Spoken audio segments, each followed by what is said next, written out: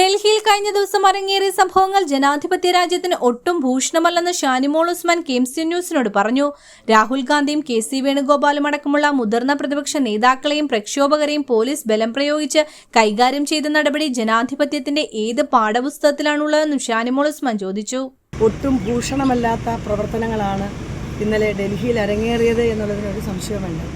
ബഹുമാനപ്പെട്ട ഇന്ത്യയുടെ പ്രതിപക്ഷ നേതാവ്, ലോക്സഭയിലെ പ്രതിപക്ഷ നേതാവ് ശ്രീ രാഹുൽ ഗാന്ധിയെയും അതുപോലെ പ്രിയങ്ക ഗാന്ധി അടക്കമുള്ള ശ്രീ KC വേണുഗോപാൽ അടക്കമുള്ള രാജ്യത്ത് നടക്കുന്ന പ്രശ്നങ്ങളിൽ പ്രതികരിക്കുന്ന രാഷ്ട്രീയ നേതാക്കളെ വളരെ ബ്രൂട്ടലായിട്ട് പോലീസിനെ വെച്ച് കൈകാര്യം ചെയ്യുക എന്നുള്ള നടപടി ജനാധിപത്യത്തിൻ്റെ ഒരു പാഠത്തിലും പറഞ്ഞിട്ടില്ല. ഇത് ഈ രാജ്യത്തെ ജനങ്ങൾക്ക് കൊടുക്കുന്ന സന്ദേശം എന്താണ്? ഇത് ലോകത്തിന് കൊടുക്കുന്ന സന്ദേശം എന്താണ്? ജനാധിപത്യത്തിൻ്റെ ഏതെങ്കിലും പാഠത്തിൽ ഇതുപോലെ വിഷയങ്ങൾ ഉന്നയിക്കുന്ന ആളുകളെ അടിച്ചമർത്തണമെന്ന് പറഞ്ഞിട്ടുണ്ട്.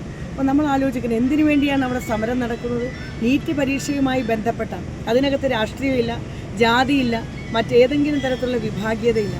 ഈ രാജ്യത്തെ കുട്ടികൾ അനുഭവിക്കുന്ന വല്ലാത്ത ഒരു പ്രശ്നത്തെ തുടർന്ന് അവിടെ ഉണ്ടായിട്ടുള്ള പ്രക്ഷോഭമാണ് അവിടെ നടക്കുന്നത്.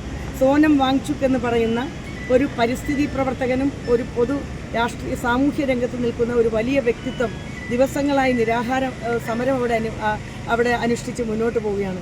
കുട്ടികളുടെ സമരത്തെ, അത് CJPയുടെ നേതൃത്വത്തിൽ കുഞ്ഞുങ്ങൾ അവിടെ സമരം നടത്തുമ്പോൾ ആ സമരത്തെയൊക്കെ അടിച്ചമർത്തി അവരുടെ കൈയും കാലും തല്ലിയൊടിക്കുക എന്നുള്ളത് ജനാധിപത്യത്തിൽ എവിടെയാണ് പറഞ്ഞിട്ടുള്ളത്?